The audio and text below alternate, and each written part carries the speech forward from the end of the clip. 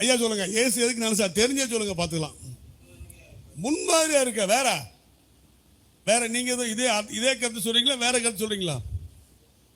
ஐயா சொல்லிட்டாங்க முன்மாதிரி, இது கரெக்டான வேலை. முன்மாதிரியா அவரு நம்ம வேற பிதாவின் சித்தத்தை நிறைவேற்றவா. சரி ரைட். ரெண்டு வேற வேற எக்ஸாரி இல்ல ரைட்.